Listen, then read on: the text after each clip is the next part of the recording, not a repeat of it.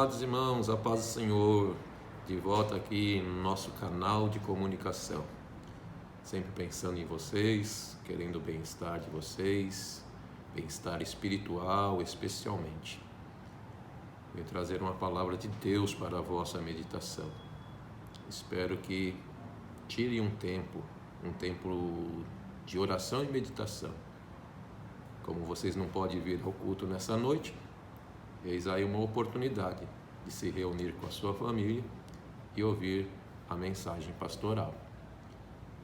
Eu quero falar sobre cisternas. A questão da cisterna, que não é uma proibição dada por Deus de se cavar cisternas, mas há um repúdio do Senhor quando diz que o povo de Israel, cavou para si cisternas rotas. O livro de Jeremias, capítulo 2, o verso 13, diz assim: porque o meu povo fez duas maldades, a mim me deixaram o manancial de águas vivas e cavaram cisternas rotas que não retêm as águas. Antes de discorrermos sobre o assunto, é importante nós pensarmos quem foi o mensageiro dessa palavra. Jeremias é o mensageiro. Deus usou como profeta para falar ao povo a verdade, a única que poderia livrá-los de uma ira a ser derramada por Deus. Jeremias foi uma pessoa que se decidiu a servir somente ao Senhor. Aplicou toda a sua vida para servir ao Senhor. Chamado ainda jovem, Jeremias teve um tempo de ministério de aproximadamente 40 anos. Viveu entre o período de 627 a 587 a.C. Não quis se casar, era solteiro.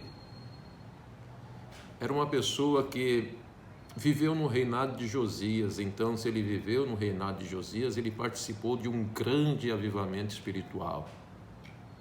Todavia, nós bem sabemos que o avivamento espiritual do tempo de Josias foi muito rápido, passou muito depressa. Jeremias desfrutou desse momento magnífico, mas também teve outros momentos que eu posso dizer não seria para qualquer pessoa desenvolver o ministério. Tinha que verdadeiramente ser chamado. Jeremias esteve também no período do reinado do rei Zedequias e do rei Jeoaquim. Zedequias, na verdade, era um rei que gostava de ouvir as mensagens de Jeremias. Porém, ele não colocava em prática as palavras que Jeremias pronunciava da parte de Deus. Já o outro rei, chamado Jeoaquim, além de desprezar Jeremias, ele tinha uma intenção muito forte em seu coração: matar a Jeremias, porque as verdades que eram pronunciadas por ele atingiam fortemente as suas ações maléficas, os seus pensamentos corruptos, a sua consciência voltada para o pecado. Jeremias sofre muito por causa de ser tal mensageiro, o mensageiro da verdade. Jeremias é levado à prisão por 2 vezes. Jeremias é abandonado pela própria família, abandonado pelos vizinhos, abandonado pelos reis, inclusive levado forçadamente para o Egito. Eu acredito que daí dá para perceber o quanto é difícil falar sobre a verdade. Muitos não querem ouvir. Eles querem ouvir coisas boas, mas eles não querem se deixar ser conduzido pela vontade de Deus. Muitos hoje também ajuntam para si doutores conforme as suas próprias vontades e paixões do seu coração. Mas nós continuamos na mesma linha, pregando a verdade. E às vezes nós pensamos, não é isso que o povo quer ouvir. Mas nós não estamos preocupados com o que o povo quer ouvir, mas sim com aquilo que o povo realmente precisa ouvir. E minha preocupação é com a edificação da sua vida, para que você permaneça juntamente com a sua casa, servindo ao Senhor, nesses dias tão difíceis, em que homens que dizem que conservam a fé, a desprezam. Dizem ser, mas eles não são cristãos. Têm aparência, mas na verdade não servem ao Senhor. A Bíblia diz no livro de Jeremias, segundo versículo que nós lemos, que houve 2 transgressões, 2. Abandonar ao Senhor a fonte de água viva e cavar cisternas rotas e vazias. Não cita os demais pecados, não fica falando de tantos outros pecados. Esses 2 são os essenciais para que o homem caia profundamente, como diz a palavra de Deus, um abismo chama outro abismo. Mas aqui Deus coloca o problema que deu início para outras quedas: deixar a sua pessoa, cavar cisternas rotas. A questão da cisterna é muito interessante. Deus não proíbe de se cavar cisterna, até porque a cisterna era algo muito útil naquela época, era algo necessário. Precisava ser cavada, e elas eram cavadas na terra ou na própria rocha, para que quando viesse as águas da chuva, pudesse então armazenar estas águas para o sustento das pessoas e dos animais nos meses de maio e setembro, que eram os meses da seca terrível naquela região. Então Deus não condena a criação das cisternas, mas Ele fala da criação de cisternas rotas, que simboliza o homem que procura satisfazer a sua vida espiritual não na fonte que é Deus, mas em deuses estranhos e em coisas diversas dessa vida. Muitos estão com a sua alma vazia, eles precisam de preencher essa alma, e verdadeiramente, quando abandonam o Senhor, o vazio aumenta, ou o desespero chega a tal que eles caem para caminhos tão tortuosos, tão profundos, tão negros no pecado, que não percebem que criaram cisternas rotas. Eu ando muito preocupado com o rumo da igreja na terra. Não a igreja verdadeira, a igreja militante do Senhor, o povo escolhido dele, ele sabe quem é. Mas quando eu falo igreja, eu falo num todo, aqueles que até se dirigem habitualmente em dias de cultos, cantam, gostam de ouvir uma boa palavra, mas na verdade, ao saírem dali, estão vazios. Sabe o que é isso? Cisternas rotas. As águas não se retêm dentro do seu coração.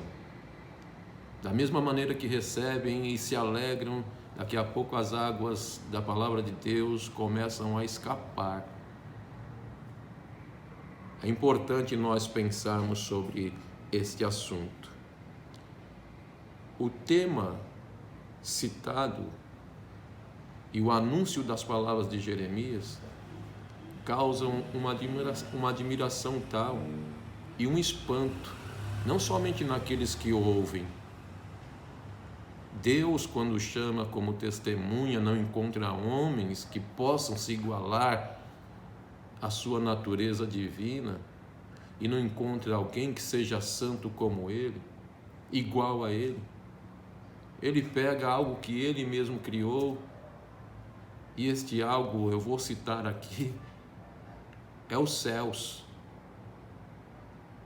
A Bíblia diz que Deus chamou os céus como testemunha daquilo que Ele estava mandando dizer para a nação de Israel, especialmente ao povo de Judá e outras partes de nações gentílicas. Ele diz assim, que os céus são tomados como testemunha. Ele diz, se espante, ó céus, pelo que o povo fez. Abandonaram o Senhor, deixaram a fonte de água da vida e criaram para si cisternas rotas e cisternas vazias.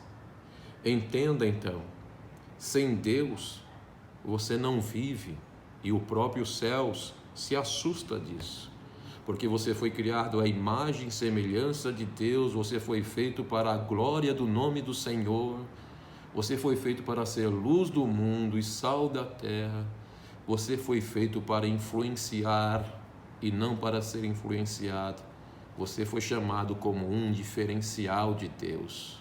Entre milhões de pessoas nessa terra, você foi escolhido para dar testemunho das grandezas do Senhor.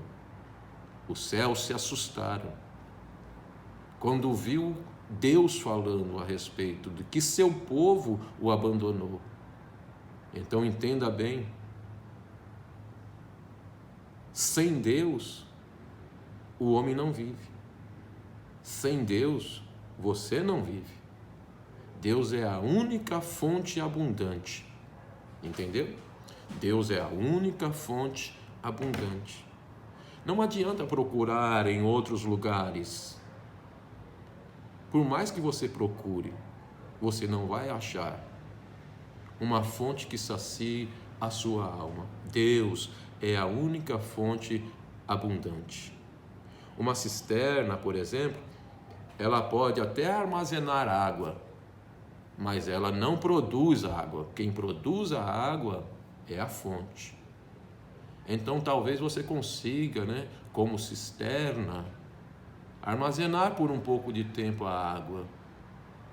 Mas, se você não for a fonte, essa água cessará, principalmente, se a cisterna for rotas, tiver vazamento nessa cisterna. A água da fonte, meu irmão, meu amigo, ela é inesgotável, ela não tem fim. Por isso Deus falou, vinde a mim todos os que têm sede, vinde a mim.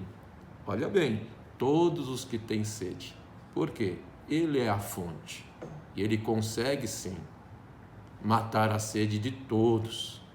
A fonte tem água viva, a fonte tem água limpa, a fonte tem água cristalina, água que flui abundantemente. Sabe o que é isso? É o símbolo de Cristo. O símbolo de Cristo e da vida que Ele nos fornece. A Bíblia diz que há um rio cujas correntes alegram as cidades de Deus, e Deus está no meio dela e ela não será abalada. A mulher samaritana também teve prova disso. Mulher, se você soubesse quem é que te pede de beber, Ele te daria da água, a água que sacia o seu interior, que é como uma fonte transbordante que jorra para a vida eterna. Cristo é a nossa fonte de vida. Quem nele crer, essa fonte jorra para a vida eterna. Se não é saciado somente aqui na vida presente, mas tem uma vida eterna que nos espera. Quem nele crer nunca, terá sede. Você crê nisso? Se você está tendo sede, se a sua sede não foi estancada, se você está procurando saciar em outros lugares, permita-me falar assim, é porque você não está na fonte. Se achegue mais em Deus. Procure Ele nos seus momentos, principalmente agora que nós estamos tendo essa oportunidade de viver em família mais próximo, né? Não podemos sair. Tire um momento. Saia da frente da televisão. Acho que muitos não entenderam até agora. Acham que estar trancado dentro de casa, procurar um número maior de filmes, de entretenimento, pela rede televisiva, rede social, é o suficiente. Saia disto, vai para a fonte. Sacia a sua alma na pessoa de Deus, aquele que pode mudar totalmente a sua vida. Judá abandonou o manancial de águas vivas. Não caia no mesmo erro. Entenda uma coisa, quando a gente cai nesse erro, não é da noite para o dia, é uma rejeição lenta, vai pouco a pouco, um desapercebimento aqui, um esquecimento ali, vai devagarzinho, de pouco a pouco, cedendo aqui, cedendo ali, caindo ali, e quando você vê, Deus não está mais presente na sua vida e a sua vida se torna vazia. Você se esquece dos sacrifícios a Deus, que é o principal, a obediência. Quantos esqueceram-se do sacrifício da obediência? Devemos voltar às origens, devemos voltar ao primeiro amor, devemos obedecer a Deus e a sua palavra. Se há alguém vazio, e este alguém se diz cristão, ou como dizem, crentes, e está vazio, na verdade não estão mais na fonte. Na verdade, estão bebendo em cisternas rotas. Se não foi por eles construídas, piorou ainda, estão bebendo em cisternas construídas por outras pessoas. Meu Deus, é hora de pararmos e de refletirmos.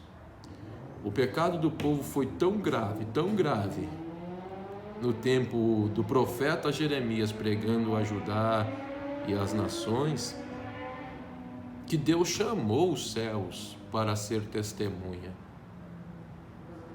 Dá para parar e pensar um pouco o quanto atinge a santidade divina, o quanto indigna a Deus os atos humanos errados? Dá para parar um pouco e ver o quanto nós estamos, às vezes, com nossas ações, machucando o coração de Deus? Deus chama os céus como testemunha.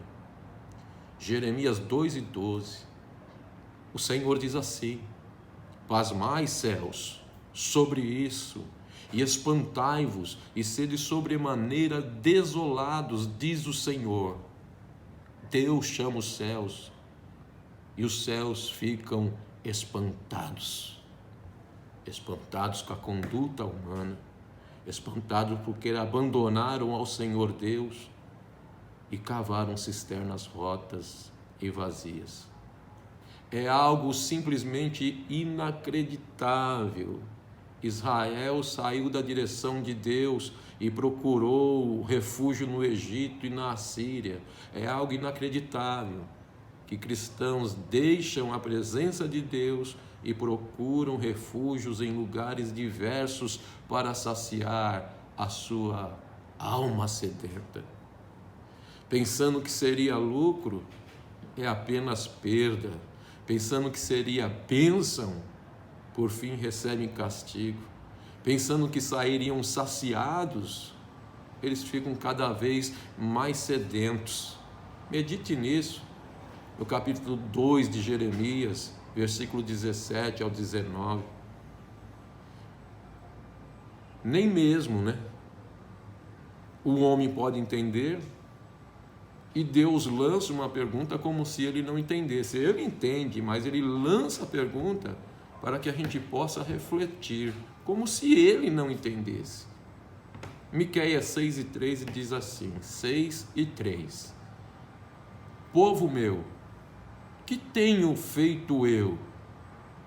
Por que te enfadaste de mim? Deus sabe que ele não fez nada.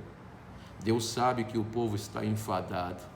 E Deus sabe o porquê eles estão enfadados. Porque eles cavaram cisternas rotas e abandonaram ao Senhor. Mas Deus chama a atenção. O que eu tenho feito? Por que te enfadaste de mim? Deus está perguntando para você: o que é que eu tenho feito? No que eu te machuquei? No que é que eu deixei a desejar? No que é que eu te feri? Por que você se enfadou de mim? É como o filho pródigo, você lembra dele? Que foi embora, só depois lá no sofrimento é que cai na consciência.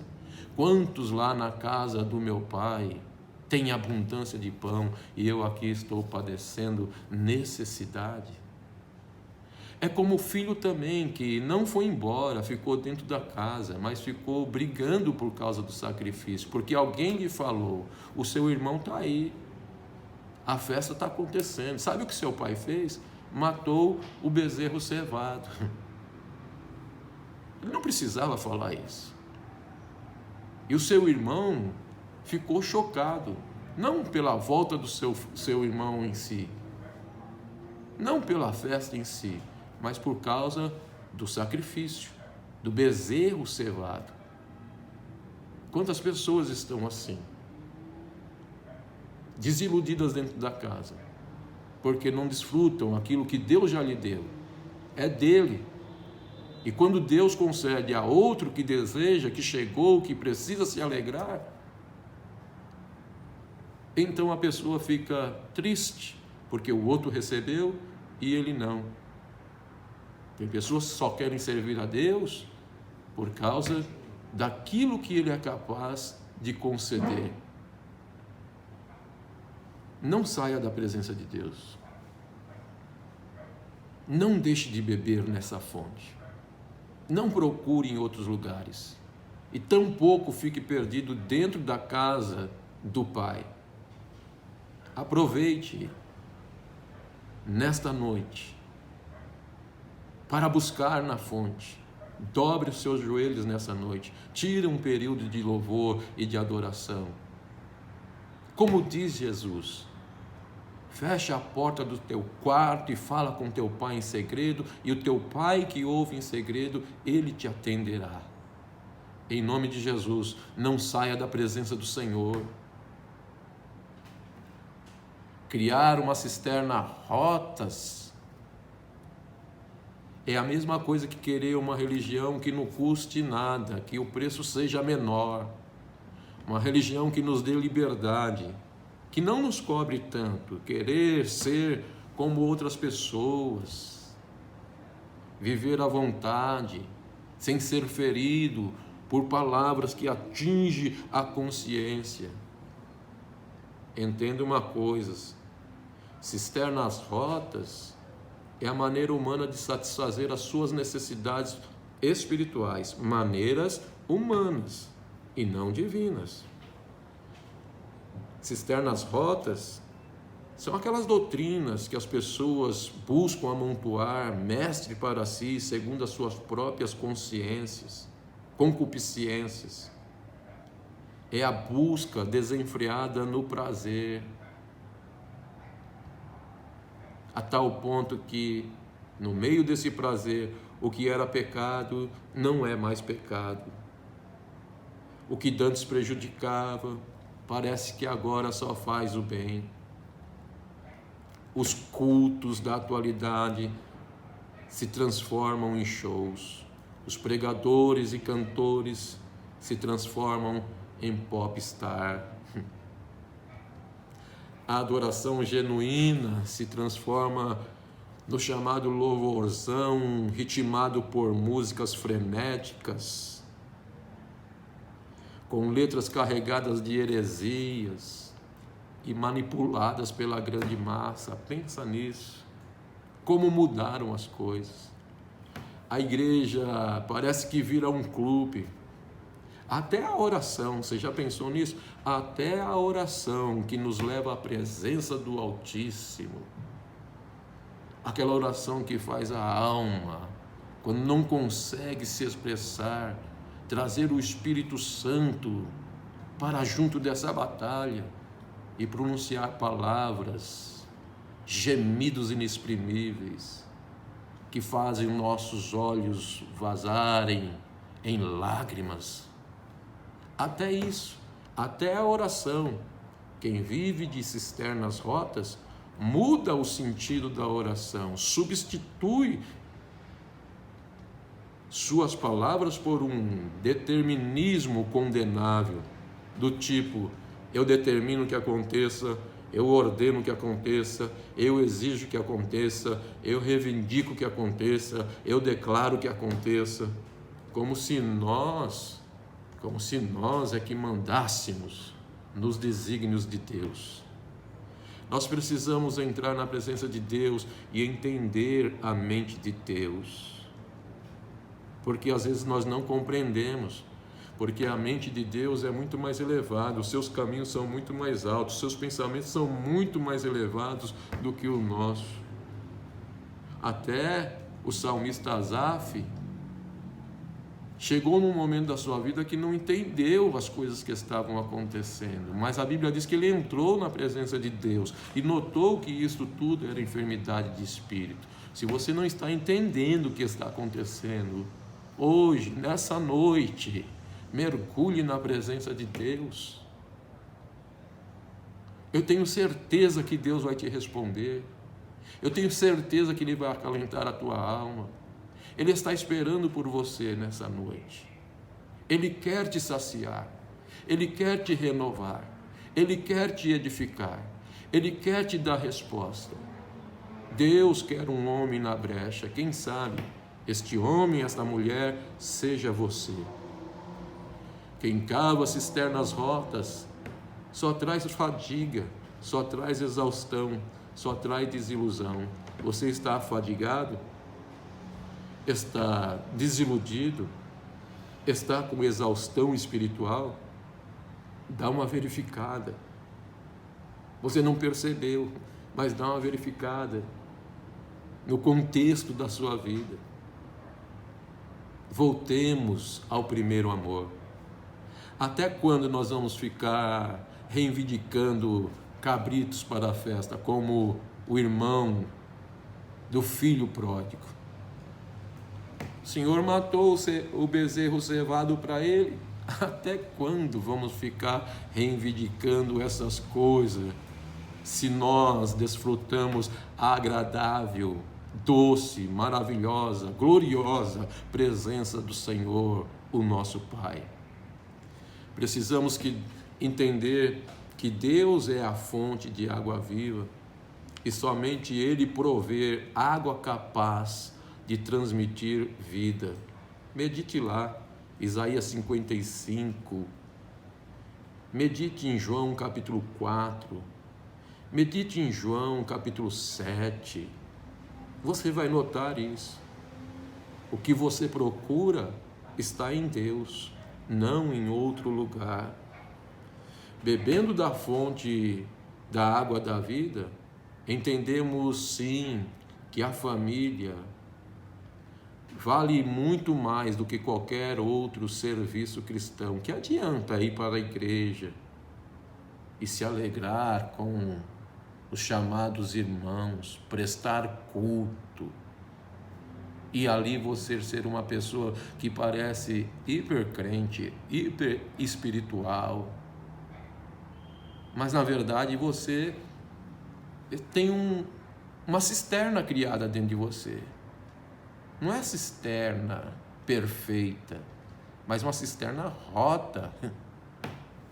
E quando você caminha da sua casa, da igreja para a sua casa, é o tempo suficiente para que, chegando na sua casa, aquele testemunho que parecia maravilhoso que você deu na igreja, já não é mais o mesmo, pois a sua vida continua vazia, e você briga com a esposa, com o esposo, com os filhos. É totalmente diferente. Então entenda muito bem que bebendo desta fonte de água viva, nós entendemos que a família vale muito mais que o serviço cristão. A igreja vale mais do que qualquer outro lugar. Mais vale um dia na casa do Senhor que outra parte 1000. A igreja vale muito mais do que qualquer outro lugar. Foi necessário esse acontecimento, está sendo, e não sabemos onde vai parar.